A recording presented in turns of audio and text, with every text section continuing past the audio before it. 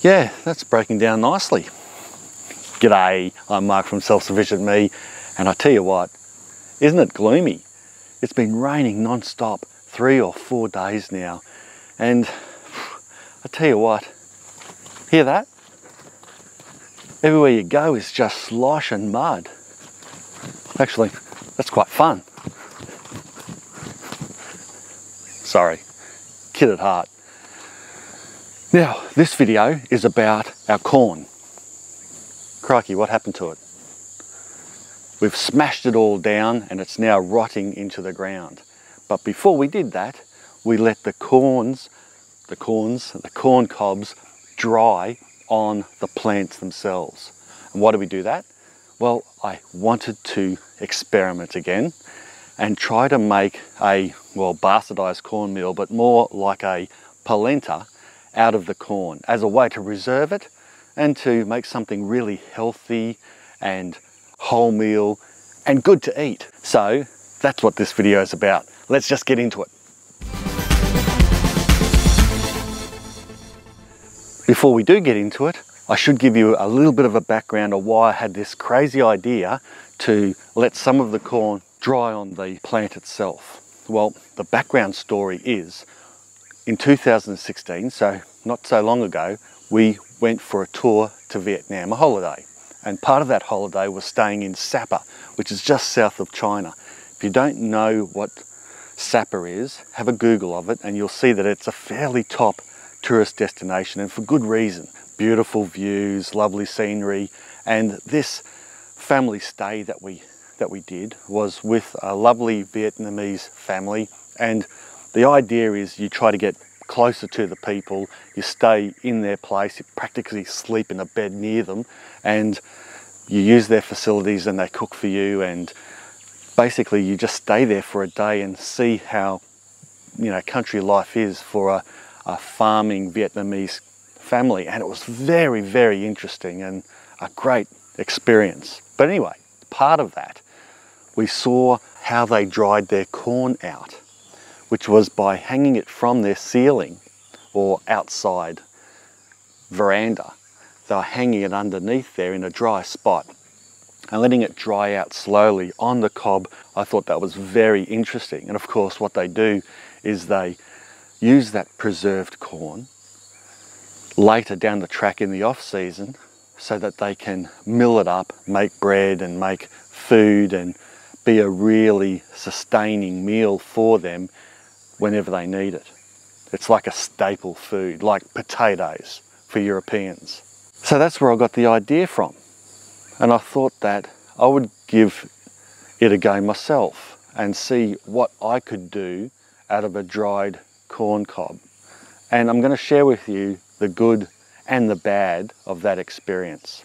So I guess the first thing we did was, of course, grow a whole bunch of corn, and we've been eating it the regular way, you know, nice and fresh. I still think that's probably the best way to have corn, is nice and fresh. The corn that we didn't use, we just left to dry out on the plants.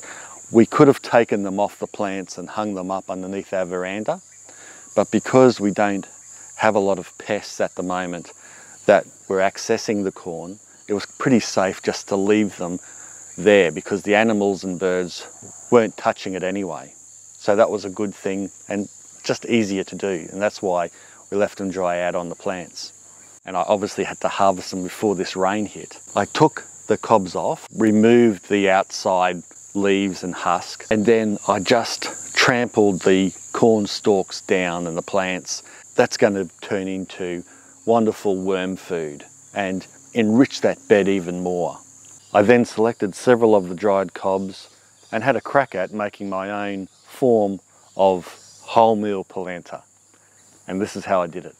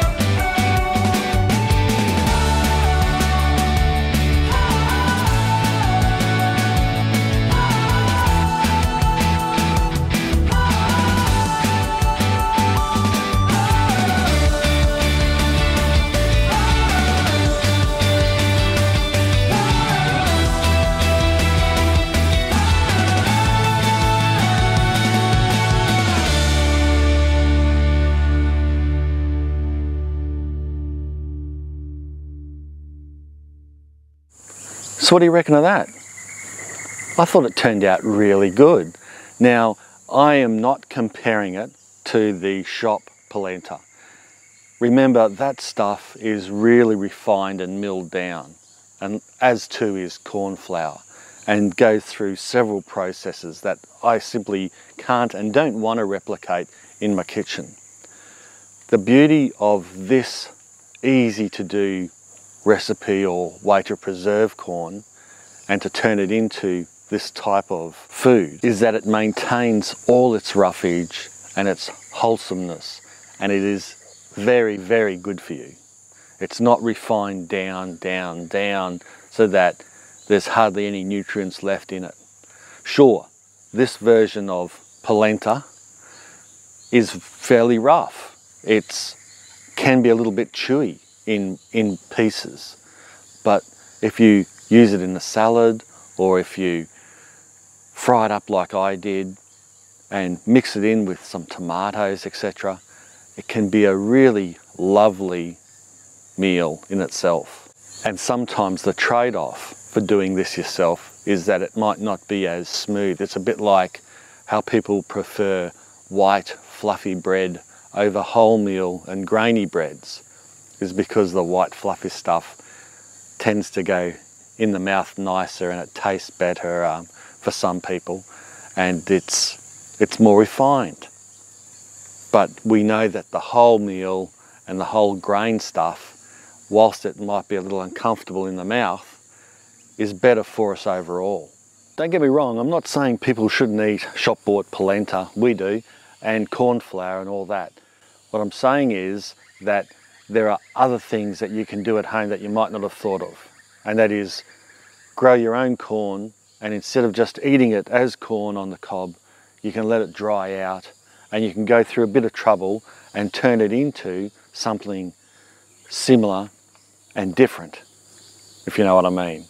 And it's just another way to preserve it and consume it for the long term. It's what self-sufficiency is about. It's what my channel is about, is trying to work out different ways to, or revisit the old ways of how people may have done it in the old days.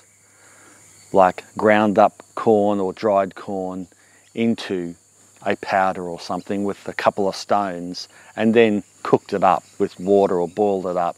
And that's how we eventually evolved into refining it down and down and down as we got more competent to do it. But as we refine it right down, we do start to lose a lot of the genuine nutrients that we could be getting if we just made it ourselves. This is my point about self-sufficiency, and this is why my channel is so diverse. People sometimes say, you know, even professionals will say, what you should do is concentrate on one thing. How about you just concentrate on gardening, because that gets the most views, and maybe do quail or cooking or making stuff on a different channel. But I keep saying, no, that's not what my channel is about. My channel is diverse. That's what it's about. It's the diversity. It's why many of my videos are different and all over the place and not just one subject. And that's why people like you subscribe to my channel, is because of that diversity. Anyway, I'm getting off subject there, so back onto the corn. Now, I did try it a few other ways. I tried to rehydrate the corn on the cob, and it sort of worked. I mean, you had to cook it up for a while, boil it up in a pot, and it slowly came back and rehydrated. But when you tried to eat it like a normal corn cob, it didn't taste very good at all. It was sort of chewy and gluggy and overcooked and not very nice.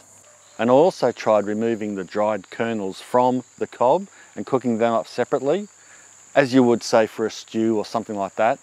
And you know, that went all right, but still is the same. It wasn't great results. They'd probably go good with a stew, but not good with a salad. Still, fresh corn blanched and then put in the freezer and then reuse is a better option for that.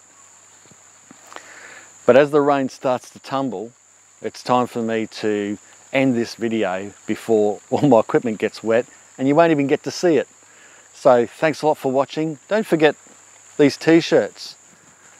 I've got a several different designs in our t-shirt shop in the description below. Click the link and go there and check them out.